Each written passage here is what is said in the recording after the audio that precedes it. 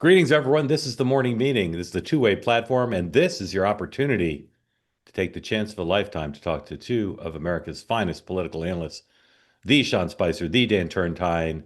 Thank you for joining. No smack in the chat. Raise your hand. Peace, love, and understanding. You know it all. I barely need to say these things. What you don't know, if you've just joined, is this program is based on the Network News Division's morning meetings, where you get an opportunity to eavesdrop in on how people in the media and politics talk at the beginning of their day on calls just like this. Thank you for being part of it. Gentlemen, good morning and welcome in. Dan, you're a fan of peace, Oh, always, pro absolutely. peace. Yeah. Yes. As a Yeah. as a middle child, I was raised to keep the peace. Oh, Yeah. this explains so much. Yep, that's right. Sean, of all the things that are happening now as the media tries to deal with their disappointment that Donald Trump has done this, because let's be honest, there's that. Um, just talk about Jared. Why is Jared involved? Is he an essential man because of those business relationships and his knowledge of the region? Like, why does some private citizen have to be involved? In all honesty, I'm not being critical of it. I'm just saying, no. explain to people. I alluded to this yesterday because Jared can say and do things that no one else can. He has a relationship with Netanyahu, obviously through the Arab Accords. He has relationships with MBS and a lot of the other regional folks. And he can go and say and do things that a lot of people that don't have the relationship with the president of the United States on such a personal level could do. Even Witkoff. I think as much as Steve Witkoff has done, being the son-in-law and having the experience that Jared had in the first term gives you a lot more latitude to say and do and lean forward on things in a timely manner that normally would require an iterative process with the White House. Can we go this far? Can we say this? Are you willing to sign off on that? He has a lot more latitude than anybody else. Yeah. All right. We're going to get to the Middle East. We're going to talk about the shutdown, Katie Porter, all sorts of things. But first, it's getting a little cooler here in New York. I run hot, so for me, More than a little. no, for me, I'm still hot. I'm still sweating bullets, and particularly if I work out before the show. But Dan, obviously, you think it's cooled down here, I did. I actually ran this morning in long tights. That was when it goes below 50. and you're not wearing a golf shirt from our friends at Fairway and Oh Green. no, this is long sleeve. Yeah. I'm hot coffee. Yep. Yeah, Sean, how about you? Cool in Virginia? Short tights or long tights today, Sean? I don't did that image. I love you, buddy, but please Just to be clear, stay upper body. Just to be clear, they're magenta tights too. Okay, I just upper body, Okay. upper With body. light gray today. Sean, are you wearing Fairway and Green this morning? Mark, I am. I'm wearing both, actually. I've got the beautiful golf shirt on, and then I've got the Monterey wind sweater in a navy. It's actually, I can say this in all honesty, it is the most comfortable.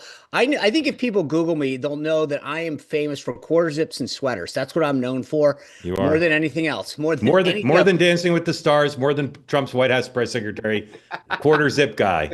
quarter zips. And this is honest to God, hands down, the most comfortable. If you guys see me over and over again, I may have to buy several. I could wear this from now until late March. Yeah. This is my favorite. It's got buttons if you can't see it. It's absolutely gorgeous. I have that too. It's really nice. Oh.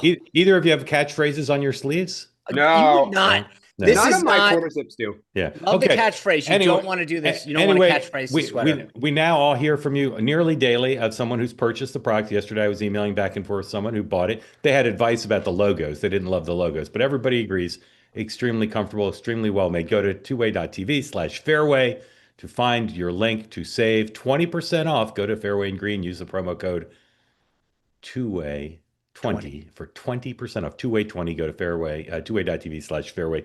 You won't regret it. In fact, you'll be sending us thank you notes for recommending these. Holidays are coming. Yeah, we'll get to. Believe me, when we get to holidays, it's going to be like Overdrive. It's going to be like a Jerry Lewis telethon here. All right, the day book today. Two-Way tonight is live at 4 p.m. on the Two-Way platform. We'll stream at 6 o'clock regularly. The reason I tell you that is basically the entire show will likely be taken up by the President of the United States talking, because today he's doing two events. 11 o'clock, a cabinet meeting. The last cabinet meeting, I'll remind you, lasted 3 hours, all on camera. So we don't know how long that will go, but presumably it's not going to go more than 4 hours, because at 3 o'clock, he's supposed to greet his friend, the President of the Republic of Finland, with whom he has golfed, and with whom he has pretty good rapport, as we say in Europe. Here in the United States, we call that report. And then they have a bilateral meeting also open to the pool, where presumably any question the president didn't ask from the hours-long cabinet meeting, he'll get another crack at. And of course, a lot of the topics will be about the Middle East. I don't know how to say victory lap in Finnish, but Victory lap. Victory lap. Anyway, tomorrow, two things on the Trump agenda. There you see the pools for today. Reason Magazine, the new media pool, the New York Post, the print pool. Tomorrow, the president's getting his physical at Walter Reed. Walter Reed, thank you. And then everybody says he's going to the Middle East. They basically confirmed it. Don't know exactly when he's leaving, when he's coming back, what he's doing in Israel. Widely reported he'll speak to the Knesset and perhaps meet with the families of the released hostages or released hostages themselves. I'm talking fast because we have a lot to get to. Listen fast. And then the White House just announced that the First Lady has an announcement tomorrow at the White House. I don't know what that is. You guys know what that is? I don't know. Anyway, she don't normally make announcements, our First Lady. So we'll see what that's about. Maybe she's having a busy week by her public facing standards. Yeah, she is. Okay. Elsewhere, besides the president's schedule, and my iPhone just scrolled with a mind of its own. So give me a moment. Vice President, presumably, well, he'll be at the cabinet meeting, so we'll see him there.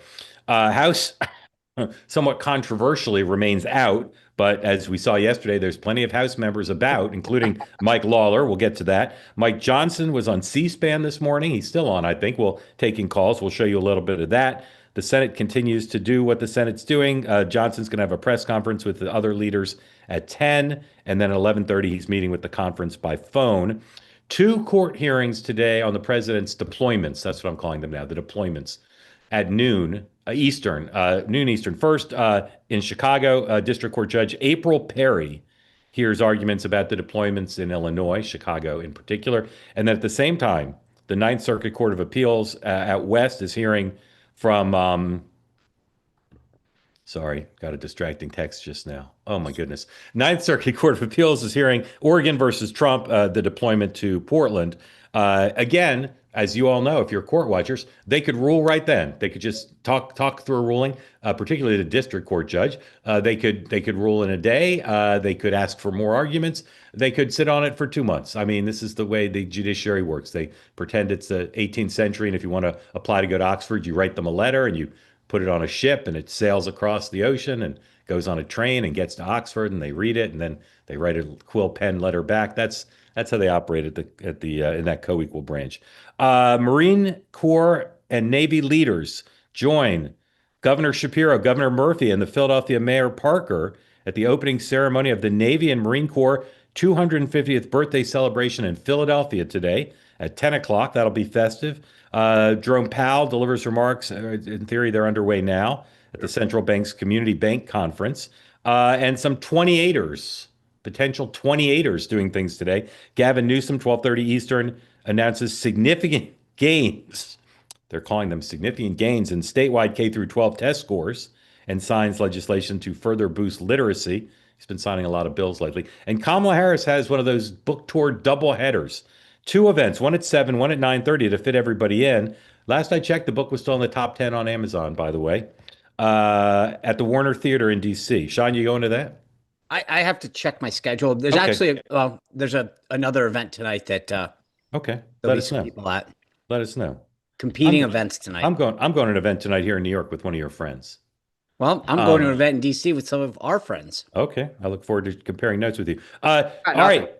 Middle East. Here's the BBC headline, 104. I have a plus one, Dan, if you want. Yeah. 104, BBC, 104. Here's the BBC headline, 104. Trump says first phase of Gaza peace deal agreed, paving way for hostage and prisoner releases. There's still a lot of unknowns about, even in phase 1, and certainly in phase 2 and beyond. But nary has heard a discouraging word. Even Hamas sort of said, yes, they're on board for the deal. And in the main, the remains of those who were killed in captivity will be released or died in captivity. And then the hostages will be released, and Israel will withdraw to some unknown line. And we'll see what else is involved. Here is Mike Huckabee talking about the deal on Fox and Friends early this morning. 108, please. And it's really a remarkable day. And I'll tell you, there is a great sigh of relief being heaved throughout Israel today, because this is a day that everyone here has been praying to happen for 2 solid years. And praying here too, Ambassador. As you know, Americans have been praying for this. What happens next? I understand Parliament has to meet. The deal has to actually be signed.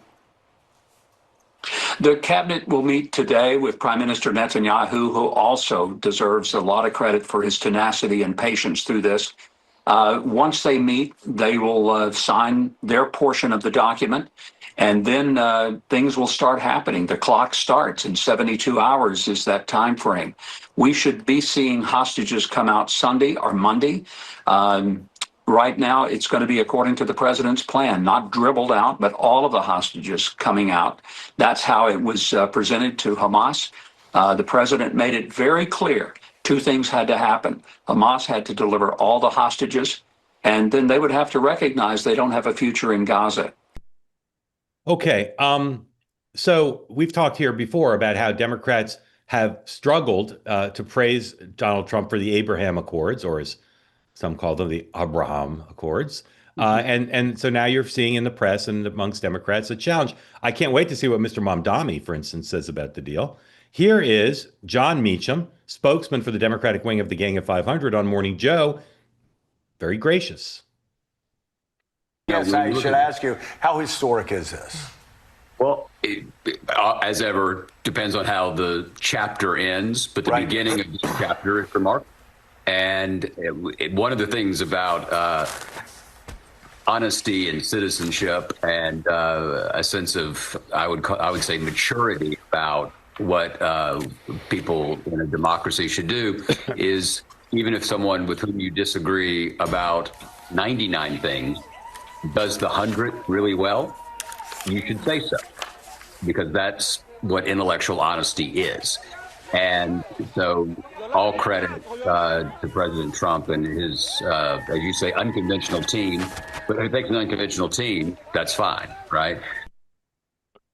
Okay, again, hats off to John, because that's the right thing to do. We don't think the president's going to win the Nobel Peace Prize tomorrow. Again, guys, forward-looking, what happens next? What happens next, Sean? I mean, I think what happens next is, I mean, one, he flies over. But two, I mean, hopefully all this falls into sequence, right? That the hostages are released, that the Knesset approves it. I think what happens next is hopefully everything continues to fall in place and that there's no hiccups. Dan, how do you think Mamdani will react to this? Well, I think it's interesting because it's not just Mamdani, but also Jeffries and Schumer, right? New York City is home to a lot of Jews. Mark, you probably have the same thing. You can't often go in Central Park on the weekends without a peaceful march in support of release of the hostages occurring. It's been going on for 2 years. Every single weekend, the police protect them. They wave flags. I would imagine that Jeffries and Schumer should congratulate Trump and should applaud the release of the hostages, even if the rest of this deal falls apart, which in the history of that region, that happens. What Trump has accomplished right now, assuming this is executed, as you say, Sean, in the next 48 hours, is historic, and he deserves a ton of credit. I said this yesterday. He's the first U.S. president that I've seen gain leverage over Netanyahu. And he has the relationships with the Middle East. Some of it's business, some of it's whatever. But he was able to get all the players in and find leverage over all of them and squeeze them to get a deal. And he deserves credit. He really does. And maybe this is saying the most obvious thing in the world, but sometimes when things like this happen, there's a lot of luck involved, and there's always some luck involved. But based on what we know about how this came together, this was skill. Yeah. This was planned skill, deploying Jared, deploying Witkoff, deploying others. Bringing in Blair. I mean, like I look at this and I was like, whoa, where did Tony? I didn't even know. I mean, well, and the other part of this is. I'm sorry. I just finished one thing. I apologize. It's also so difficult to appease and pressure and woo simultaneously Netanyahu, Saudi, the Gulf states, and Hamas all at the same time. That's really hard. And again, it was done thoughtfully, Dan. Well, not only was it done thoughtfully, but as you say about luck, one of the things Trump has always done throughout his career is when something when there is an opportunity, he seizes it to get on offense. And it appears that when Israel bombed or seized or struck in Qatar, the Hamas people, Trump was so pissed off, and Netanyahu knew he had made a public relations error, that Trump jumped on it to squeeze him. And I think if there was a Democratic president, one of the things Netanyahu has been so skilled at is he's always trying to divide the Americans to gain maximum leverage and outcome for Israel. And for the first time, Netanyahu had one thing standing between him and potentially losing the American people, Trump.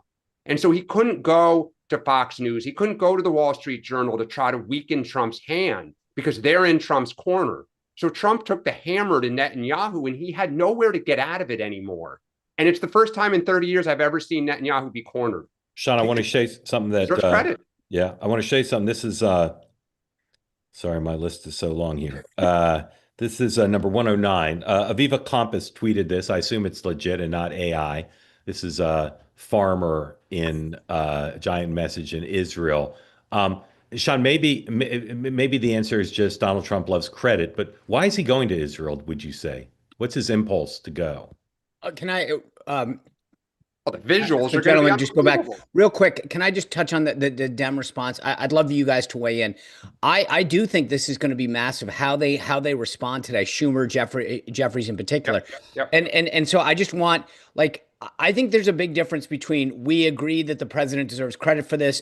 I have a feeling that it's going to be more tepid, which is if the deal holds through, then they are going to take their foot off the pedal and try to do this, which I think is a little weaselly. Okay. Why does he want to go? I mean, is there a practical reason to go, or he just wants? No, he wants I mean, look, credit? Look, Trump. You've said it before. The guy's a master producer. Yeah, like totally. He understands the imagery. You seize the moment. You go in. You do this. All the eyes of the world, not just the country, will be on President Trump when he goes and addresses the Knesset, when he meets with these hostages. Yeah. I've watched this guy in private moments when the cameras weren't on, and then when they were on. He knows how to to make a moment, and he will embrace these hostages and their families in a very moving way and an authentic. I'm not trying to make it sound ungenuine, but he will take this and he knows how to seize a moment, whereas other people would say next Tuesday fly them over, we'll have a ceremony in the Oval Office or the East Room. And so I think he understands you have to strike while the iron's hot. You have to capture the moment, and the eyes of the world will be on him. You can compare it to East Palestine, if you'll pardon the reference of Palestine. He has a sense of being where the action is. He wants to be there. And I'll be so curious. We already talked about the Democrat reaction. I'll be so curious to see how quickly we move to phase 2. That's something I'm just so interested in. Are we talking about phase 2 in a month? In 3 days? I don't know. But there's a lot of phase 2 activity that needs to take place. All right. Well, obviously, we welcome your questions on this topic. It is topic of the day. We'll move to some other things, but raise your hand if you want to get in on the conversation there. The shutdown. Another morning of after a day of extraordinary activity, including confrontation between Mike Lawler and Hakeem Jeffries. Another morning and into the day of lots of appearances on media, press conferences of the leaders, all still trying to frame things. Everybody continues to say perhaps something will change with the paychecks being cut off and with air traffic control issues. Report in the Wall Street Journal that Thune and Johnson have said to the White House, stop talking about firing people, stop talking about not paying people. And the White House seems to have reacted to that. So while those stories can be cast as divisions within the Republican side, here's a Wall Street Journal headline on this. They're exclusive. It really was advancing other people's reporting, but if they want to slap exclusive on it, I won't object. Republicans caution White House on inflicting shutdown pain. Some GOP lawmakers have warned the president's aides against mass layoffs and sharp cuts to government assistance. Again, you could do this from the Republican point of view at half full or half empty. Half full is they're coordinating, and when the president freelances a little bit and they ask him to dial back, he does. I don't get the sense that either side is ready to cave or are dealing with divisions that are causing them to feel threatened from their current positions. Here is the speaker. No, let's start with John Thune on Squawk Box, talking about conversations with Democrats, which is, again, Senate Democrats, which is the way, if this is settled, it'll eventually be settled almost certainly. 118, please. Well, I talk to a number of Democrats on a regular basis, including Senator Fetterman, and Senator Fetterman has done what I think is the courageous thing and the right thing for the country, and that is voted consistently to open the government back up. But, you know, I'm hoping there is there are a number of Democrats there, Joe. There are conversations going on all the time. But if this is going to get solved, it's probably going to get solved organically by rank and file Democrats, because their leadership has no interest in a solution. When Chuck Schumer is saying this is getting better for us every day, that's not somebody who wants to see this get resolved. And they are pandering to the left-wing special interest groups out there who have demanded this and demanded this showdown with the President of the United States. And so we've got a bill, as I've said, that's passed the House, that's sitting at the desk in the Senate, that we could pass today, put it on the President's desk, he would sign it into law, and this shutdown whole fiasco ends, and people can get back to work, and we can start paying the federal employees who are starting to miss paychecks. Pretty good analysis, including there's a Politico story saying the left groups, the so-called groups, are very happy with Schumer because he's not caved yet, which again suggests he doesn't have a lot of running room to make any adjustments. If you didn't see the confrontation, 4 minutes or so, between Mike Lawler and Hakeem Jeffries from yesterday, I recommend it to you if you like good political theater. Here is Jeffries this morning on CNN commenting on the confrontation. This is 117, please. Well, MAGA Mike Lawler is an irrelevant individual. He doesn't even have the support of the House Republican leadership, who have refused to address the issue of extending the Affordable Care Act tax credits. The Democratic position has been clear. We will sit down with anyone, anytime, any place, one, to reopen the government, negotiate a bipartisan agreement that has to actually make life better for the American people, not hurt everyday Americans. And a meaningful part of that is to address the Republican health care crisis, which includes, but is not limited to, the largest cut to Medicaid in American history, the failure of Republicans to address the Affordable Care Act tax credits that are expiring, hospitals, nursing homes, and community-based health clinics closing all across America, including in rural parts of the country, because of the one big ugly bill. These are real issues affecting everyday Americans, working class Americans. And our view is that we need a meaningful response to addressing the Republican health care crisis, not simply a Band-Aid solution that Republican leadership in the House and the Senate don't even support right now. Okay. Lastly, C-SPAN, often known as two-way with that video, is Speaker Johnson on his press tour. He's on Fox in a couple minutes again. Took questions this morning, and here's a question he got from a Republican caller about the shutdown. Hi, Mr. Johnson. So my question or comments are related to what you said yesterday about not being open to pass any legislation to ensure that military gets paid. I'm sure you can tell by my voice I'm very shaky. Just want you to hear a little bit about my family. I have two medically fragile children. I have a husband who actively serves this country. He suffers from PTSD from his 2 tours in Afghanistan.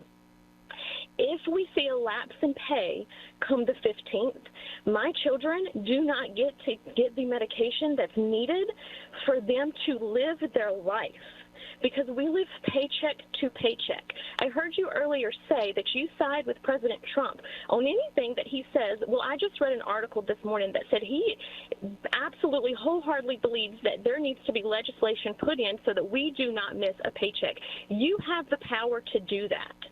And as a Republican, I'm very disappointed in my party, and I'm very disappointed in you, because you do have the power to call the House back. You did that, or you refused to do that just for a show.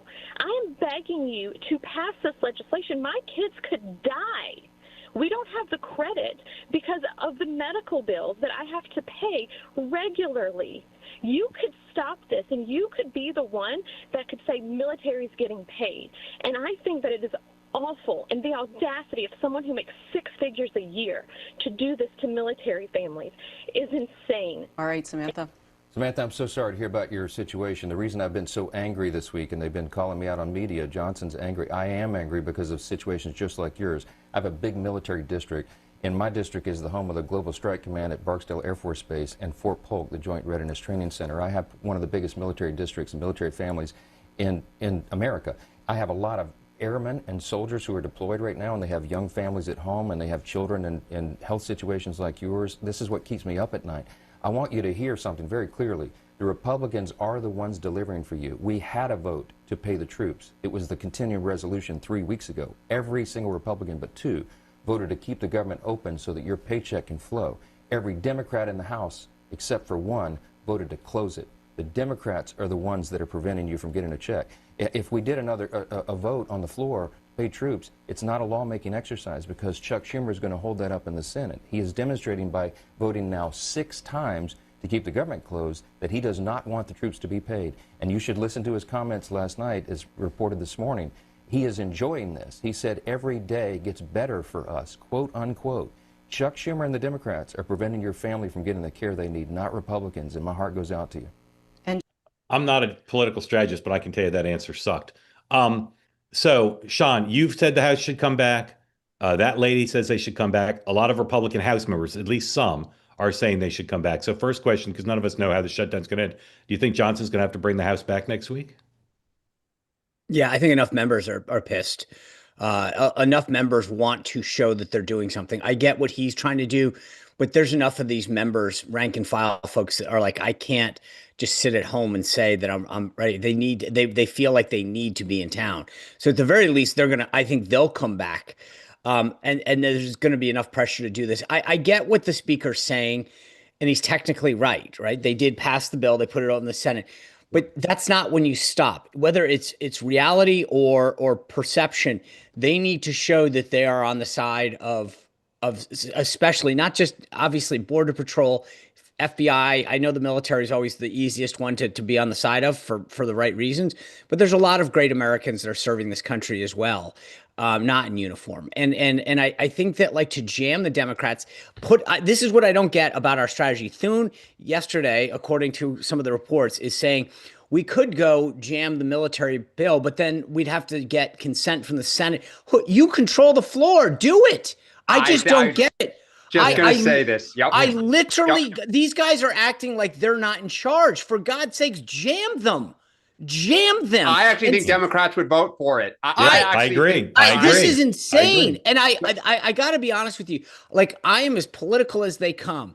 But these stories where it's like, well, so-and-so might lose leverage. Screw leverage. People's lives are at stake, guys. This is BS. Jam them. If they want to vote against a military standalone bill, put it on them. But don't sit around here and have these hypothetical conversations about Robert's Rules of Orders and, I don't know what they might do on the second motion to recommit. Screw it. Just say, of course I support the military. My heart breaks for you. I commit to you. We will get you paid. Right. That's it. This is look, I mean it. Dan. I think Chuck Schumer's not wrong. I wouldn't have said this out loud, but Democrats actually, I can't believe this. I've gone from thinking like you're going to get rolled to you're hanging in there, and Republicans are starting to sweat a little bit for every reason we just discussed. Yeah, maybe. Yep. It may end a different way, but I do agree, because I've always said this. Republicans know they have to deal with this healthcare issue. So the farce of, well, we're going to open the government and then deal with it, but you don't want to. I do think that they're going to bring up an appropriations bill for the military. I do think at least a dozen Democrats are going to break in the Senate. So then the House has to come back. And once you come back and vote, then the Republican strategy starts to collapse. No, I don't think so. I don't agree. No, I don't. I don't but think you guys remember, why? So why does it hold then? Oh, I think that you jam because your them talking on that. point is we have one bill, we've done our job, you do yours. Right. And I think that what you do is you start to sort of take piece by piece and jam them even more. Fine, let's take veterans off the table. But they're going to keep voting for it. Democrats will, and they're going to say, what is your plan to deal with the health care? And you guys are so divided. You got You're 12 so approach split. bills. You got 12 approach bills. You start going down one at a time. I actually think that's beautiful for the Republicans. But here's my analogy. It increases our leverage. Whatever it was, and my timeline's probably off on this, but it was like 2 years ago, China floats a spy balloon over the United States. And I think even in China, they're like, why are these guys not shooting it down? Like, at some point, they were like, this is insane. You're letting us float the damn balloon. Right now, I'm sitting here staring, going, guys, we as Republicans control the House. And I think the Democrats stand to your point. Chuck Schumer's like, why aren't they jamming us? Why aren't they jamming us? And I'm like, I feel like that's like the China scenario where like, you guys are letting the balloon just float. Yes. All right. Lots of hands up. So raise your hand if you'd like to be in on the conversation. We'd love more people, particularly some new people. I'll just tell you about two stories, then we'll do political potpourri, then we'll get to your questions. Two great stories in the Wall Street Journal. One you can see in other places, but the Journal piece is the best. China put more restrictions on the rare earth minerals that they have. I've said before, inexplicable to try to negotiate with these people coming up on the sidelines of the summit in Korea. Wall Street Journal headline: China tightens grip on rare earths ahead of expected Trump-Xi meeting. Beijing also expands controls on lithium batteries, flexing dominance in crucial sectors. I do not know how the United States goes into these negotiations and wins with Xi having this. We have stuff they want too, but this is the ultimate Trump card on Trump. So read that story because it's literally with everything going on, it's as important as anything else happening on Earth currently. And then second story in the Journal, they go deep into President Trump's relationship with the Justice Department. Lots of little details in the story. Here's the headline: Inside the Justice Department, where the president calls the shots with an accidental social media post, Trump showed how much has changed since his first term.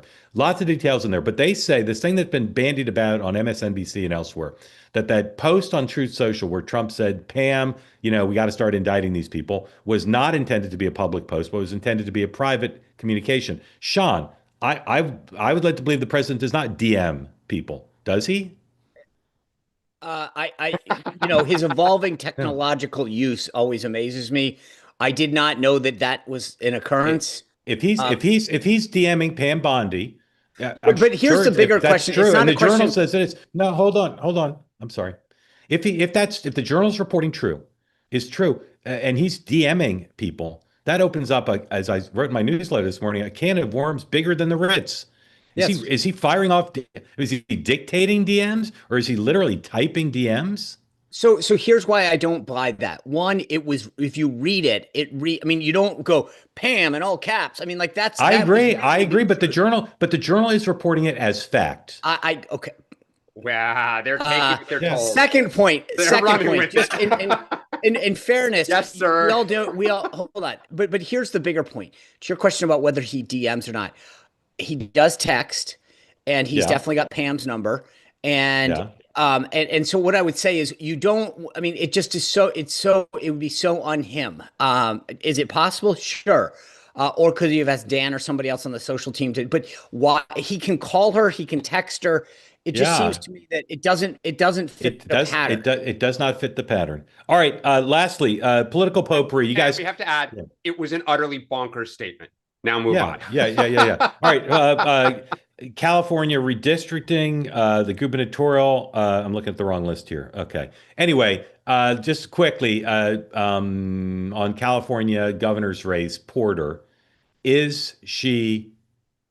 What are the odds that she is one of the two candidates that make it into the runoff in the California governor's race? What are the odds that she's one of the two candidates, Dan? They're decreasing, and what I'm watching is, do progressives rally to her support? And how does Gavin Newsom, who wants to run for president, handle this? Because he doesn't want to get on the wrong side of the base. But the problem for Katie Porter is this is who she is. Yeah. Dan, I'm looking for a number. What's the percentage chance that she's one of the two candidates, regardless of party? I'd say set 60%, but I want to see what happens with progressives. Whoa. Sean? I was at 62. By the way, I think that the DNC should spend some money between Jay Jones and Katie Porter on anger management.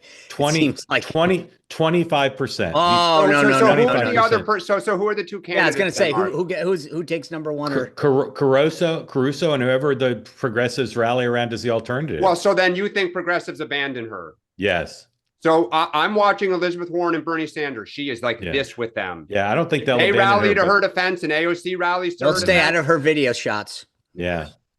I just, if this were the only things, I think she could survive them. But as you have said, Dan, and others have bombarded me with, this is who she is. Yep. Yeah. And the stories won't stop. And you saw this with Amy Klobuchar. And again, it's a sexist thing because men don't take heat on this kind of temperament with staff issues nearly as much. But you saw it with Klobuchar, the minute she started to have success, the aides came out of the woodwork and said, absolutely not. We're going to start telling our stories because she can't be our nominee because it's not a good idea. I think you're going to see the same thing with Porter. If she continues to have success, you're going to see more stories. And the statement she put out yesterday to try to diffuse this was a piece of work. And Mark, it won't just be staff. There are a lot of members of Congress who had very rough interactions. Yeah. She talked to other members of Congress like they were stupid sometimes in rooms. And they would love nothing less than to stick the knife in her. All right, there was a debate, the last debate in the New Jersey governor's race. There's a debate tonight in the Virginia governor's race. There continues to be swirling things around the attorney general candidate for the Democrats. Governor Bashir was asked about it, wasn't full-throated in his support, but he still hasn't lost anything. So, Sean, I turn to you to comment on any of those races. New York City mayor's race too. Whatever you want to comment on in those three areas. Yeah, one, Mondami's your mayor. Two, in New Jersey, I feel Citarelli. I mean, look, I've never been a big fan of debates and their impact unless there's a monumental moment. I thought, look, he scored some points last night, but it was largely on his talking points. I thought her attacks were rather lame about some pharmaceutical. I mean, it was too tough. I think he continues to surge. And then on the Virginia race, I said this before, all three are benefiting from Jay Jones because it's not one thing. He continues to have a cascade of negative of press, his I-64 speeding incident with his pack, his other cop comments. The Miaris ad that just came out is beautiful. Well done, totally on point. I think that this is in a race in the final few weeks, you want to be like riding the wave, not pushing back against it. The Republicans are riding the wave. All three of them are on it. I feel this is a great place for Republicans to be. And you saw some investment. The RGA continues to come in for Winsome, especially in Northern Virginia. If we can hold the tide here, I think this is big for them. Jay Jones is going to go down as the Terry McAuliffe of this cycle. Dan. Really interesting. If you haven't seen it, in Axios story that Mondani ally is thinking of primarying Jeffries. Talk about the part. I mean, that is such an interesting dynamic. And how does Jeffries respond in the middle of this shutdown with his left flank coming at him still? I think in New Jersey, I agree with Sean. Debates don't mean too much. I did, to your point yesterday, Mark, think some of Cheryl's attacks, where have the ads been on this stuff? Like, why are you raising it 3 weeks out? It's like, oh, shoot, I better start like hitting this guy. And as far as Virginia goes, 119, there was a story about the Republican gubernatorial nominee and some expense disclosure. I read this two ways. Either you're kind of desperate and you're trying to find something to shift the conversation, or like, is there more to come for her and they're going to try to just hold on to the gubernatorial? I'm not sure, but interesting that Democrats are pushing out now opposition research on Sears. But also, like, if that's what you got on Winston, yeah, agreed. Like, I feel like you're right. It's like that. It's small potatoes. Yep. And the tax against Mikey Sherrill, I was like, dude, this is like, wow. Like, I mean, as a guy who grew up, doing Oppo is my first gig. Like, I would have gotten fired if they came back and said, this is all you got. Yes. All right. Now time for your questions, comments, concerns, recipes, or tell us how grateful you are for recommending Fairway and Green to you, whatever you wish. You'll come in, you'll unmute, you'll tell us where you are, what's on your mind, and Dan and Sean will do their best to make you feel whole. How's that? Anyway, Jonathan, thank you for being part of the two-way community. Unmute, follow the instructions. There you go. Hello. I'm from Tennessee. Nice. I wanted to ask specifically for Dan and Sean, with the budget, with the shutdown and stuff, what would it take to get both sides happy and also to perhaps focus on maybe getting us reducing the deficit? Is there an option that gets all of that, or will someone have to sacrifice something? Dan. I don't know about the budget deficit. I don't think that's going to be touched in the next few years. I think what makes everybody happy, I think the deal to get us out of this is apparent to everyone. It's just a sequencing issue. Are we going to do it together or are we going to do them separately? But I'm sorry. Switch over to Fox. Dan, keep talking. Switch over to Fox, please. Yeah. So, I think both sides will ultimately be disappointed and ultimately be somewhat happy. Sean. Yeah, I mean, look, I think Dan's right. This is a sequencing thing. And then I think Republicans are not going to ever agree to just an extension of the ACA. It's ripe with fraud. So I think there's a secondary issue on that. The deficit, I think I am a believer that there might be some benefit of the big, beautiful bill on deficit reduction. I hold out hope for that, but I think that it's still not an issue that anyone's willing to fight for, which is massively unfortunate, especially for my own party. Let's see what Fetterman's saying about the deal, please. Mark, I have a question. Do you think Trump brings anybody with him to Israel? I fully supported that. No. Now Syria Witkoff. now is free. Now think what's accomplished here. So that's why we could have true peace in the region now.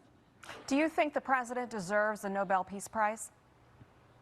Well, I mean, if this sticks, I think the whole point of having a Nobel Peace Prize is for ending wars and promoting peace. And I'm going to make a direct appeal to the president. You know, I hope he chooses to provide the tomahawks to the Ukrainians too, and give them the tools that they need to push back against the Russia. And if he brings the Ukrainian war to its end, I'll be the Democrat leading the committee for his Nobel Prize Peace for ending both of these terrible wars. Yeah, we'll see what happens. Okay, dump out of that. No, Thank Mark, you for, Mark, thank you for the, joining us. But yeah. like, this is an interesting Very point. historic. If you're Trump, would you consider inviting like Ossoff and Fetterman and others to join you on the plane to go over? One, it looks big. Two, just like Clinton with Gingrich during the shutdown in I think it was 93 or 95. Work on them. Yeah, to like, do we have something here? He would, Dan. He would, Dan, on one condition: when monkeys fly out of my butt. Okay. Real quick, by the way, we didn't touch on this, but remember, so that's a no. Remember the Nobel Prize Committee will announce its award on Friday. But as if you and I, we've all discussed privately, like that decision was made. That being said, I think there will be outrage because because this is insane. It's 8 wars. I said on Two Way Tonight last night, I pity the person who wins it because Trump is just going to mutilate them on Truth Social. But not only that, but I mean, like, look, he should have gotten it for the first 7 wars that he has been involved in stopping. If they were smart, they just vote next year's now, or just saying we're amending. I mean, like, I agree. Yeah. This is stupid. And by the way, I'm just voting now. I want to welcome in Dave Cruz, but Ken Lemmy, for whatever he's got to get called on. That background is amazing. Okay, De Cruz, welcome in. Tell folks who don't know where you are, what's on your mind for Dan and Sean. Yeah, hi. I'm in the Atlanta metropolitan area, originally from the Pacific Northwest. I've been here for 2 months now, so getting used to Atlanta. Awesome. The Atlanta region. My question is more for Dan and maybe for the rest of you. Dan, I love you, but I have a bone to pick with you. For the last couple of days, you've been talking about Bibi and just how Trump has cornered Bibi. And sometimes when you say that, and I think I've heard it from the other two as well, Mark and Sean, like you sometimes have this sort of, like you put Hamas, maybe not intentionally, but it feels like you're putting Hamas and Bibi on equal ground when it comes to negotiation. And I don't think it's equal ground. Like, I feel like Hamas is the terrorist organization. Bibi is trying to do what's right for his country. I would also disagree with you about, the way that Trump has approached Bibi. Trump let Bibi do whatever he wanted. In fact, I would say that Bibi was hesitant to use all the force that's necessary. And Trump for the last few weeks has been like, go in, destroy what you need to destroy to get this thing going. He's put pressure on Bibi to be more active, more violent, actually, than Bibi wanted to be. And in fact, the Doha attack may have seemed like a mistake on the surface, but I feel like it brought everybody to the table because it put everything on the table. Like, you can't be safe in Qatar. You have to be, like, you can't be safe anywhere. That's what he was telling Hamas with the strike that happened there. So I think there's a tendency on the left and on the Democrat side to criticize Bibi, and there's very good reasons too. But I don't think this was it. I don't think the Doha attack was the reason to do this. Well, so thank you. I kind of agree with everything you've said, and it was not my intent to say Netanyahu and Hamas are equal. I think Trump has masterfully used his relations and Jared and Witkoff with the Middle East to use the banks, the people who provide the funding for Hamas, to squeeze Hamas, to say you need to kind of end this. I also think Israel has weakened Hamas so badly that Israel deserves credit. I mean, whether it's Iran or what happened in Syria or with the Gaza, Israel's overwhelming force and success, despite all the casualties, I think played a big role in this. But when I say he cornered Netanyahu, I mean this with the utmost respect. traditionally Netanyahu navigated American politics by always trying to get more. And I don't think Netanyahu wanted a peace deal right now, because I think he really would like to completely finish this job. And I think Trump said, look, you've won 90% of this, right? I got a deal. You're losing world opinion. You're losing American opinion. And what you did in Qatar weakened your hand even more now. Like, the world hates you. And I am what's standing between you and the rest of the world turning on Israel. Now, I'm with you. I've let you do everything you've wanted to some extent, but you need to take this deal. And I got Hamas's funders willing to cut the funds off to help with this. I give Trump credit for that. That's masterful. And I don't think Kamala Harris would have done it. DeCruz, thank you. Grateful to you. Thank you so much. Okay. Sean, anything you want to say about that? No, I agree. I think there's like part of, again, what we're trying to do is always give analysis, right? It's not saying that, I mean, so part of this is to explain, right? And so I think to some extent, making sure that everyone understands what Dan and I do is not necessarily saying we agree with everything, but it's try to give you the analysis of why it's happening or what we think is playing out. So I think there's a difference between what we want and what we think is happening. Yeah. Melissa, welcome, and thanks for being part of Two Way with your pup's name, location, and what's on your mind. South Carolina, and this is Matt Stafford Moore. Matt Stafford Moore. Yes. Beautiful Wait, puppy. Matt Stafford Moore. Are you a Matt Stafford football fan? Yeah. We are Bulldog fans all the way. So this is from his Bulldog days. Yeah. So he goes by Stafford. But Dad agreed we could get not a Bulldog if we gave it a Bulldog name. All right. So anyway, but I knew how to get on 2A was to put a dog on the screen. So or college football, one or the other. Yeah. Yeah. So anyway, I actually had a quick comment about the Katie Porter thing.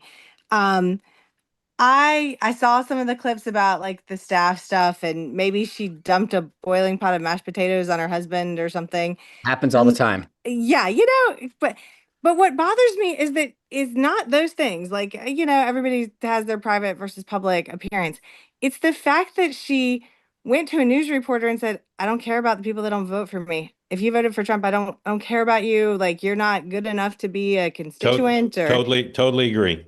That was the part that bothered me. And my question about this, Mark, is you said that this doesn't seem that bad to you. Is this a common thing for people to say, that we just don't get to look at it very much? Or like, I don't understand how you thought this was not that bad. I think the Democratic Party in general, and I've been on this for 11 years.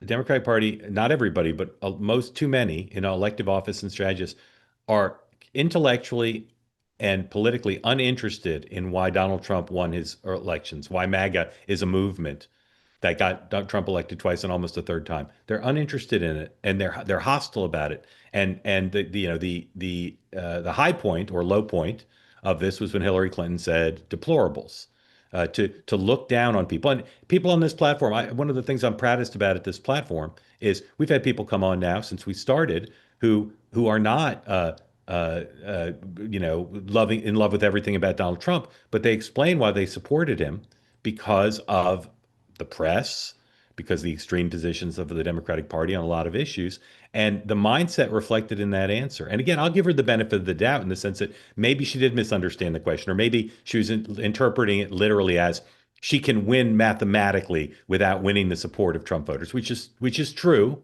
give her the benefit of the doubt. But that sneering attitude of I don't need MAGA support is all too common, and it's so self-defeating. And again, it applies almost as much, maybe as much, to the media as it does to Democrats. Dan. I totally agree with Mark. It's always my first thing I say to Democrats who always say I don't understand, why someone would vote for Donald Trump is you need to understand why people support Donald Trump. And only then can you try to win people back versus the idea of like, you'll realize your mistake. To me, one of the things that just made my blood boil and reminded me of who Katie Porter is in that interview. Mark is right. Factually, she's probably correct, right? I can win without getting him. But it's the way she turned her, I think it was probably her staff off camera, and was like, that is such a stupid question, essentially. Like, why are you asking me such a... And that like condescending, patronizing, looking down, like I do think when people think about how the party has evolved and our attitude toward Trump voters, our attitude to so many, Katie Porter is like at the top of the list of just this highbrow, I'm right, you're wrong, I know better than you. She was in Congress, like I would say this in the last couple of years. And that answer and that whole interview and her facial expressions, and if you haven't read the statement she put out about how she needs to treat her staff, that sounds like it was written by a Harvard law professor, not a human being, so to speak, says everything about her. Yeah. Look, politics at its core is marketing, right? You're trying to get somebody to volunteer, donate, activate, vote. That's politics truly. And the product is either a policy, a ballot initiative, a candidate. That's what you're selling.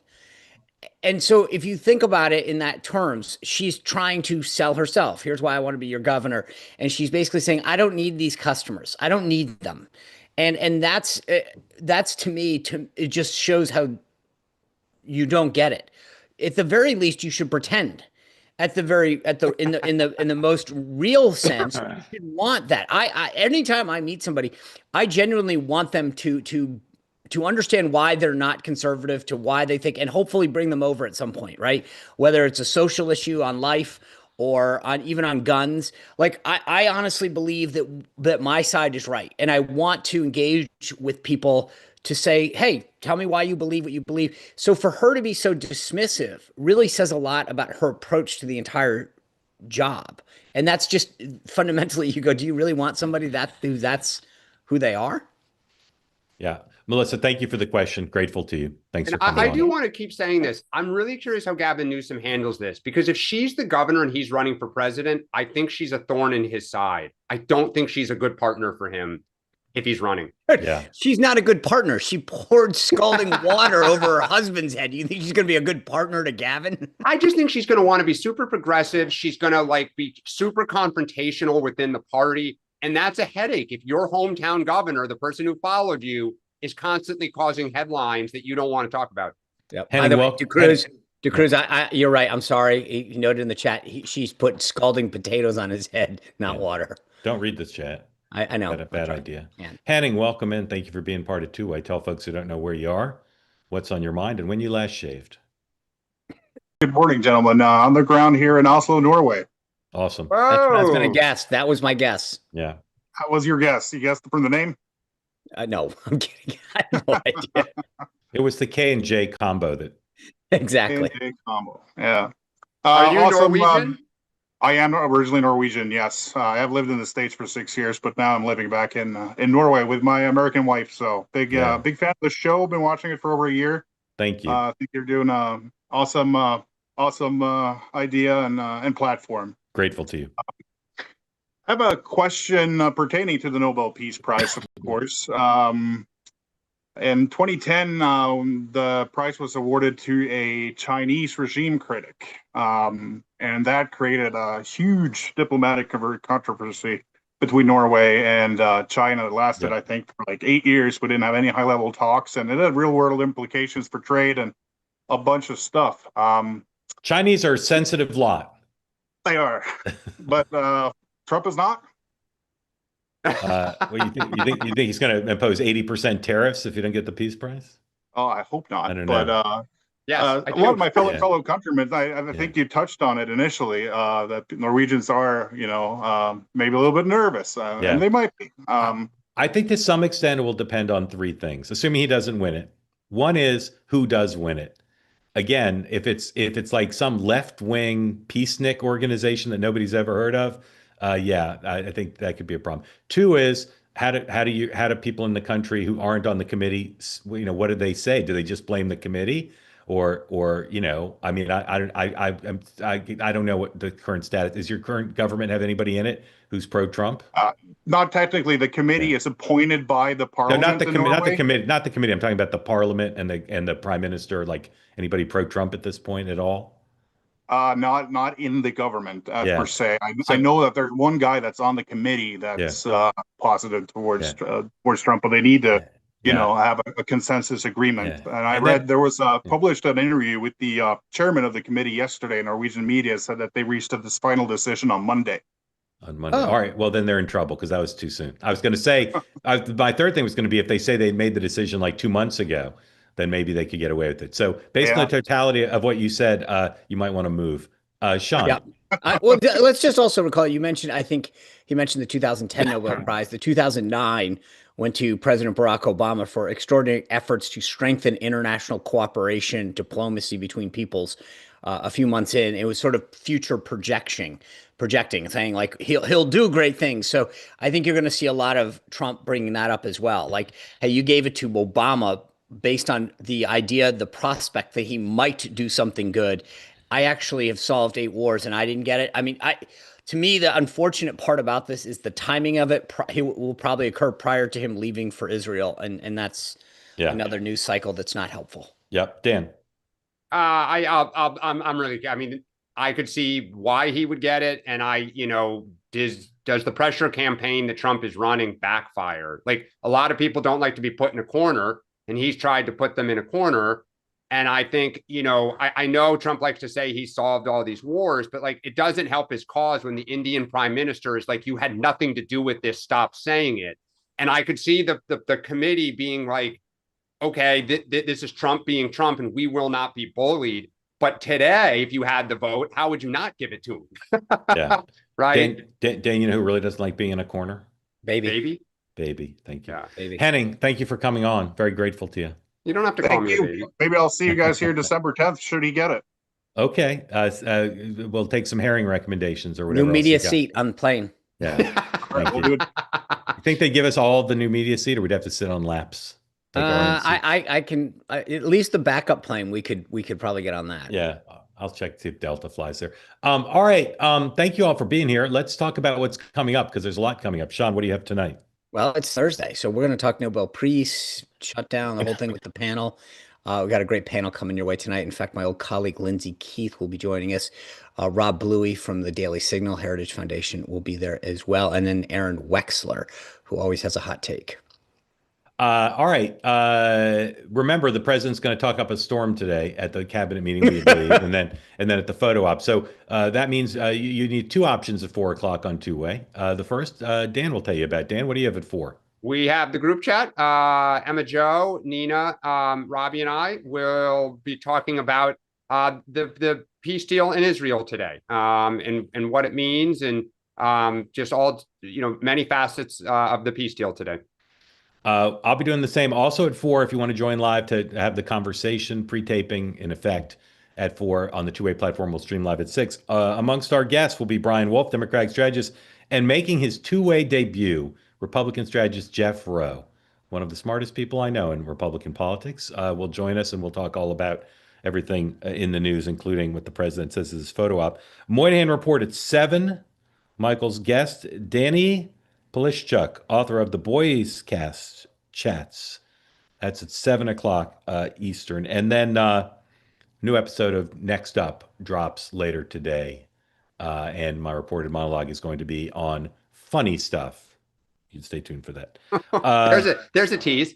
if you'd like to join me and David Bonson next Tuesday, October 14th, 4 p.m., we're going to talk about the economy, with special emphasis on AI and how that's impacting the current economy and the economy of the future. October 14th, 4 p.m. Eastern time. Go to tway.tv/TBG. Sign up for the event. Again, not available on YouTube, only on the two-way platform. And you can also subscribe there to David's newsletter. Finally, we offer you this every so often. If you're an accredited investor and you have serious money, we're talking like Turrentine money, not Spicer Halperin money, but serious money to invest in two-way, you'd like to be part of consideration for our next round.